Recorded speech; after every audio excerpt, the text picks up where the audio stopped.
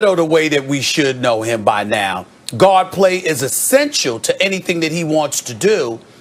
And you had that kid Tyrese Halliburton there. Now, if you're the New York Knicks, here's the argument that you've made to me within the last 24 hours. Stephen A., watch what we're doing. Obi Toppin was arguably the best talent in the draft. We didn't expect him to fall to number 8. You remember, he was projected to be picked in the top 5. But he got picked at number 8. Number 2, this brother, they think, got a better outside shot than Halliburton. He's clearly more athletic. Number 3, they're looking at Julius Randle. This is the last year of his deal. Even though he got a deal after that, it's not fully guaranteed. It's only partially guaranteed to my understanding. All right, Bobby Porter's got a player option. You traded Marcus Morris in that 3-team deal, and you got a first-round pick because of it. So their mentality is that this dude has the potential, a Brooklyn native, Brooklyn born and bred. This Brooklyn native who's a Skywalker, who could be box office, we now have at the Garden. My issue with the New York Knicks is I respect that. I understand it. My problem is, my only problem, has nothing to do, I hope he's watching, nothing against Obi Toppin whatsoever. I know the kid's got promise, potential, he can play. I got love for him. My issue is that with the New York Knicks, you really, really needed guard play. And Halliburton, according to all the aficionados, was that guard. It's not about the player himself, his skill set. I just didn't think that was what they needed more than they needed a guard. I hope I'm wrong. I think it was a natural pick for the Knicks. I agree about Halliburton. Like, in a draft where I'm not sure about anybody, Halliburton was the safest pick. He's going to be a nice player, at least, if not a very, very good one. So maybe part of the Knicks' problems is they don't just take the guy that absolutely will be pretty good, you know, like maybe, and so they constantly are trying to hit a home run. Maybe, who knows? But although Frank Ntilikina is not exactly swinging for the fences. If their rationale is we're trying to replace Julius Randle or Bobby Portis potentially, that's the dumbest thing I ever heard. You want to replace Julius Randle? They gave $20 million a year to do what? The Knicks don't win any games. Julius Randle's okay. He's fine. Like, not a $20 million a year player, and you're looking – so that – no. If that's the rationale, they should just not say that out loud because people will laugh at them.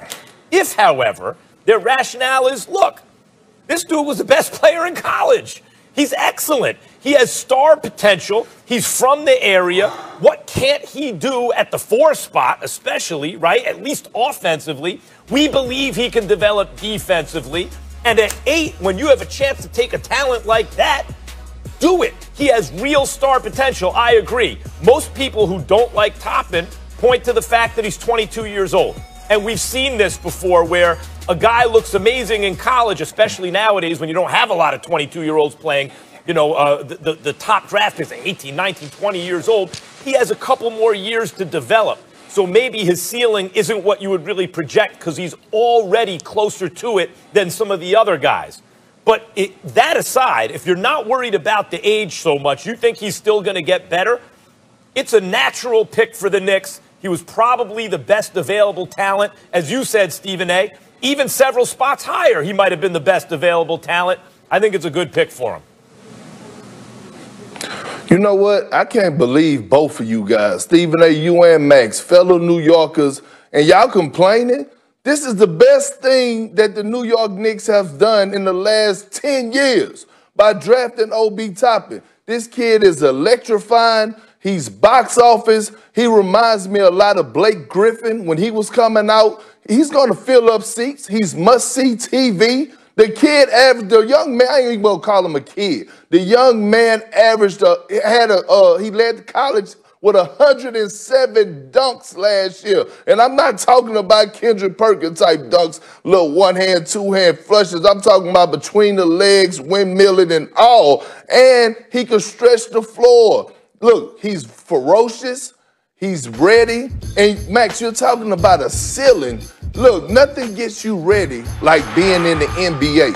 I was a guy that came straight out of high school, and being in the NBA, sitting on the bench for 2 years, my first 2 years, is what got me ready because I saw a lot of rookies that went to college for 4 years that came into the NBA that was 22, 23 years old, and they still wasn't ready. They still had a lot to learn. He's going to learn a lot, and especially under Coach Tom Thibodeau. So, look, the New York fans, y'all have something to be proud about, be happy about. You could get the popcorn popping again back in Madison Square Garden. And I tell you one thing, if the Knicks could pull off and trade for Russell Westbrook, you might as well add the butter to the popcorn. But I'm all in for the Obi Toppin with the New York Knicks. I think they hit a home run with that pick. He was the best available player at the time, and they had to grab him. I know you wanted a guard, Stephen A.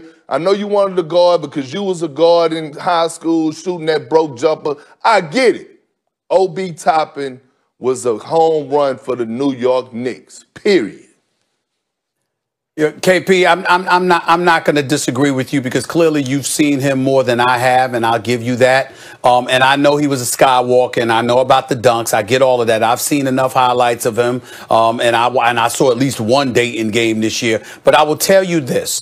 Here's my thing. You got to remember, I'm not questioning his talent by any stretch of the imagination. I want to reiterate that. I'm thinking about fit, too. I'm thinking about who's he being coached by, and I'm thinking about what personnel they have along with him. If you had a guard, and in fairness to the New York Knicks, it wasn't like they didn't go and acquire a guard late in the first round and then I think again in the second round. All I'm trying to say is that's my question mark. I think about guard play, because if I had that solidified, then I'm looking at Obi Toppin and I'm like, this brother in the open court is going to be something special. I think he'll be a bit different in half court play than he is if you pushing the ball up the floor in the open court and you unleash this brother. If you don't have guards that can do that for you, it can be problematic. But you might be right. I know I'm praying that you're right, KP, because God knows the New York Knicks need all the help that they can get.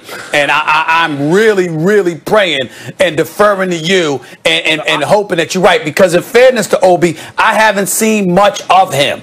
I've only seen a little bit of him, so I hope you're right. The key that makes him different to me than just a skywalker, than just a skywalker and a guy who can help you in the open court and all that, is he can stretch it out to three. Perk brought it up. And that makes him a little different than your typical guy like that. The only question I have about Obi Toppin as a pick here is his age. That's it. And Perk, I'm talking about a ceiling in that if you're already 22, sometimes a 22-year-old coming out of college playing against, 19 and 20-year-olds is going to look better than he eventually really will be because he had that little advantage in development. That's the only kind of red flag for me here is his age. But it's the natural pick for the Knicks, especially he's from the area, given what he just did and the fact that he can shoot. It's a natural pick. Max, you have to realize you don't reach your prime until the age of 27. So Obi Toppin still have 5 years to develop. But I'm going to tell you this. He plays with a chip on his shoulder. He plays with a certain type of tenacity. He has a certain type of swagger about himself. And he's a dog. He's a straight-up dog. And I'm pairing him, and I'm looking at him going on alongside R.J. Barrett, who should come back better this year, who had a pretty okay season last year, but should come back better this season. And you have those two as your foundation. I think the Knicks won last night by drafting Obi Toppin, and now we'll see what they'll do in free agency. But if you're a Knicks fan, you got to be excited because y'all was y'all was at the bottom of the bottom. So really, y'all shouldn't have anything to be complaining about, okay? Both of you two. Max, you and Stephen A. No, that's fair. He'll trade him for draft picks in 4 years when he wants out. I've been miserable for a long time. So you're right, She KP. certainly You're right. I've been understands the magnitude of playing in New York City, being from Brooklyn. Perk, you'll be back with us.